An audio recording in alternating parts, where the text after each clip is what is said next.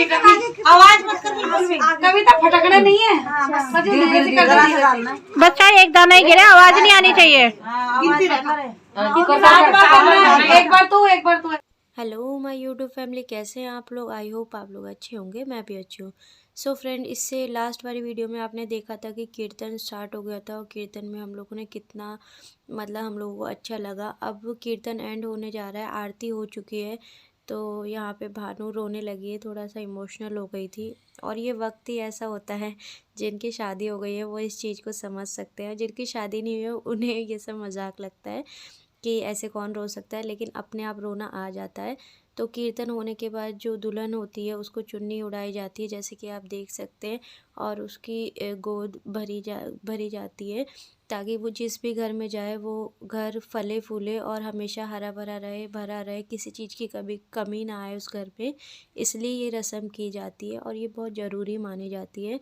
तो जो कीर्तन वाली आंटी थी वो भानु के साथ ये रस्म कर रही थी।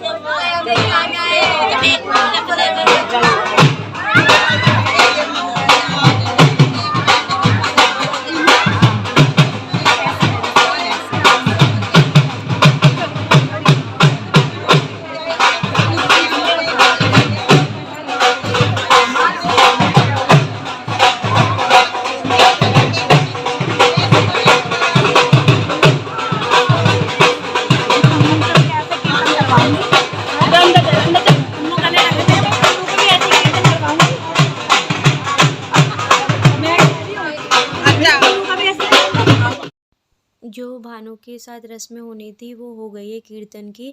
अब बारी है प्रसाद बांटने की। तो जो गुरुजी का कीर्तन का भजन का प्रसाद होता है वो ऐसे ही होता है, इसमें सारे मेवा और ये मुरमुरे मिक्स करके और यही बांटा जाता है। तो एक साफ चादर पे सब चीज़ों को डाल के मिक्स कर लिया है और फिर एक पॉलीथीन में, इस तरह के पॉलीथीन में, जैसे कि आप आंटी के हाथ में देख रहे हैं, एक एक मुट्ठी पैक करके, और जितने भी कीर्तन वाले आए थे और सत्संग में आए थे उन्हें हमने बांट दिया है। और ये मेरी बुआ जी हैं। प्रसाद बढ़ चुका था, उसके बाद हमने चाय नाश्ता यहाँ पे सबको सर्व कर दिया। जैसे कि आप देख सकते हैं चाय सब लोगों के हाथ में है और दीदी और मैं नाश्ता सर्व कर रहे थे और देख रहे थे कि कोई रह ना जाए, क्योंकि जितने भी लोग आए तो वो कुछ खा के ही जाए, हमारे यहाँ से कुछ लेकर ही जाए, भूखे ना जाए, खाली हाथ ना जाए, बस यही हम लोगों का रहता है। तो इसलिए दीदी और मैं ध्यान दे रहे हैं कि कोई भी रह ना जाए। तो साथ ही साथ ढोल वाले भी आ चुके हैं और अब हम खाना माटी पूजन के लिए जाएंगे। तो खाना माटी पूजन में क्या होता है, ये क्यों रस्म की जाती है, ये आपको वीडियो में आगे पता चलेगा।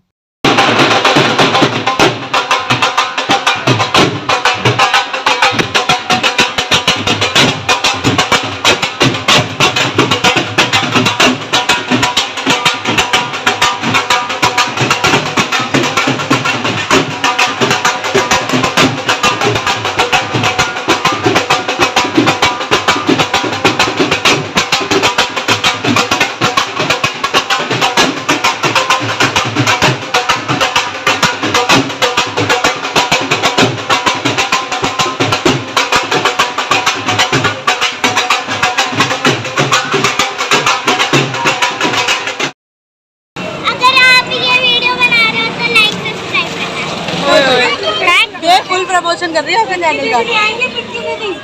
अगर चक्कू मिल जाए तो चलो आ जाओ, कविता खाएंगे, आ जाओ कविता, कविता आ जाओ।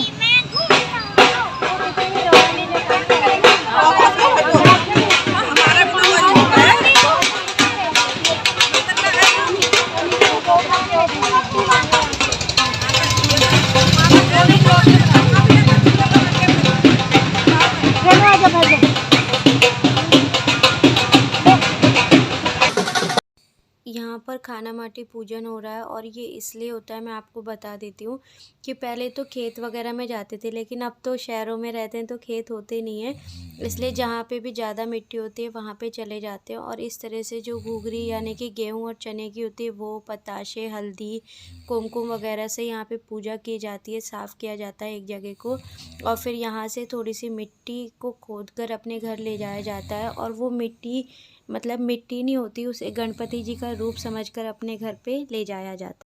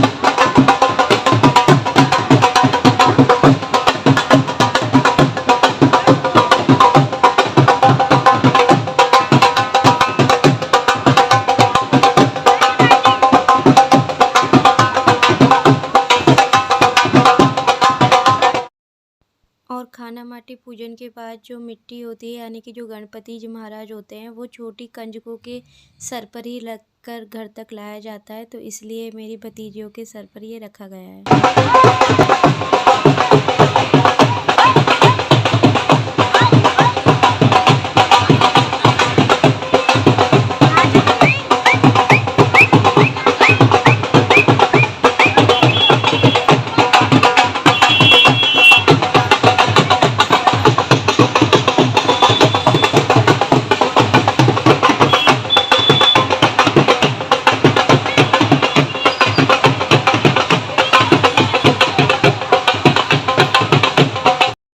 बहुत तेज बारिश हो गई है और आधे से ज़्यादा हम लोग भीग चुके हैं। कुछ कहना चाहोगे तुम भीगने के ऊपर?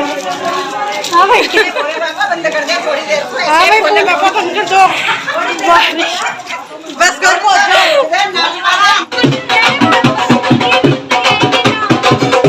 वीडियो बना रही हूँ मैं, वीडियो।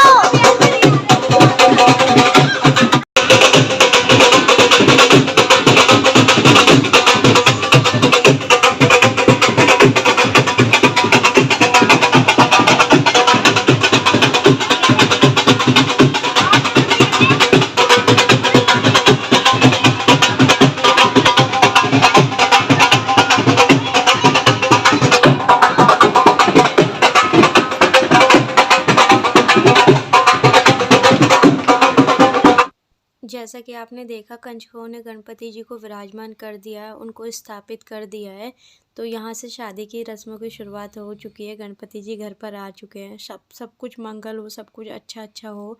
और यहाँ पे हम वो टिफ़िन बांट रहे हैं, जैसे कि आपने आगे वीडियो में देखा था कि हमने टिफ़िन वगैरह पैक किए थे और इसमें घुघरी यानी कि गेहूँ और चने बॉईल करके, और जैसे कि आपने देखा सब मैंने डिटेल में आपको बताया ही था, वो यहाँ पे हम गिफ्ट के तौर पे टिफ़िन सबको यहाँ पे दे रहे हैं।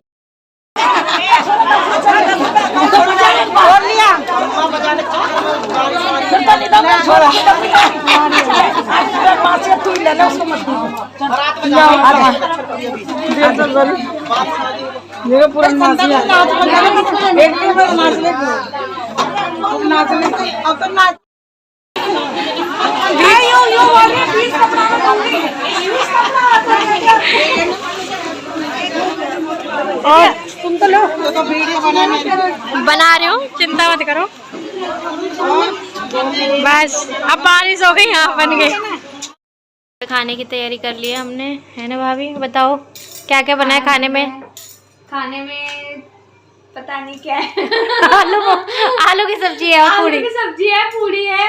अच्छा सब्जी और तैयार चाय है। नमक पारे हैं, बिस्किट है। ठीक आपको है, बताओ क्या खाना भाभी है? ने पूरा मेन्यू बता दिया है, आप बता देना कि आपको क्या खाना है। ठीक है भाभी। हाँ ठीक है, आप कुछ कहना चाहोगे रीना दीदी? कुछ तो बोल दो।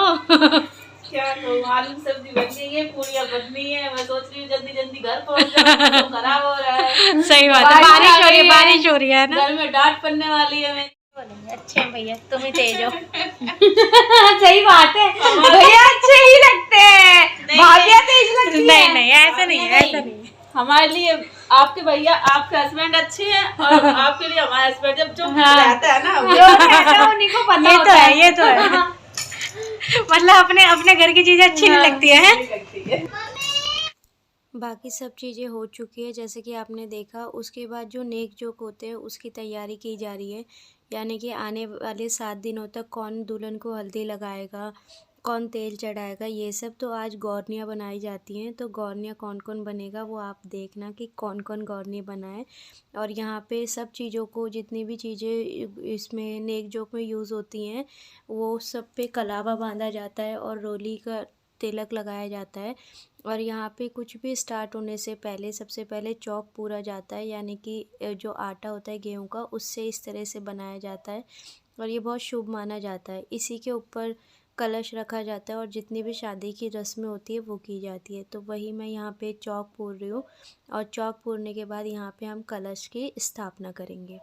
और यहाँ पर मैं एक बात और शेयर करना चाहती हूँ कि कलश को कभी भी ऐसे खाली नहीं रखा जाता, उसको जौ या गेहूं के ऊपर ही रखा जाता है। तो हमारे यहाँ तो जौ के ऊपर रखा जाता है, आपके यहाँ किसके ऊपर रखा जाता है, गेहूं के या चावल के या जौ के ही ऊपर रखा जाता है? तो वो आप लोग हमें कमेंट करके ज़रूर बताना। कलश स्थापना होने के बाद दो दो जोड़े से गौरनियाँ बनती है। तो यहाँ मैं और मेरी भाभी गौरनी बने थे। तो यहाँ पे दो ये छाजले होते हैं जिनमें गेहूँ फटके जाते हैं और इनमें कुछ जौ रखे जाते हैं, और दोनों को रखने होते हैं। और थोड़े थोड़े से 7 बार मैं उनके छाजले में और वो मेरे छाजले में गेहूँ गिराते हैं। लेकिन इसका एक नियम होता है, ये इतना भी आसान नहीं होता है। पहले तो 7 बार ऐसे, मतलब ये ओखली की जो डंडी होती है इससे वो मेरे वाले छाजले के जौ में और मैं उनके वाले छाजले के जौ में डंडी को मारते हैं, और ये बिल्कुल भी आवाज़ नहीं आनी चाहिए, तो वो शुभ माना जाता है। साथ ही साथ जो 7 बार इस तरह से ये मेरे छाजले में जौ गिराएंगे और मैं इनके छाजले में जौ गिराऊंगी, इसमें बिल्कुल भी आवाज़ नहीं आनी चाहिए। अगर आवाज़ आती है तो वो शुभ नहीं माना जाता, मतलब लड़ाई झगड़ा होता है शादी का, इस तरह से कुछ है। मतलब ये रस्में बनाई गई वैसे पता नहीं, लेकिन ऐसा कहा गया था हम लोगों को ये रस्म करने से पहले कि बिल्कुल भी आवाज़ नहीं आनी चाहिए, आवाज़ होना अच्छा नहीं होता। तो मैंने तो देखो कर लिया था, लेकिन जो मेरी भाभी थी वो बहुत आवाज़ कर रही थी, लेकिन बाद में उन्हें समझा दिया गया तो वो भी नहीं कर रही, मतलब उन्होंने भी अच्छे से किया। और बहुत ना मज़ा आ रहा था, क्योंकि फ़र्स्ट टाइम मैं अपने यहाँ के रिचुअल सब शेयर मतलब कर पा रही हूँ, क्योंकि अब मैं मैरिड हूँ। जब मैरिड नहीं होते तो इतने रिचुअल्स आप नहीं करते हो।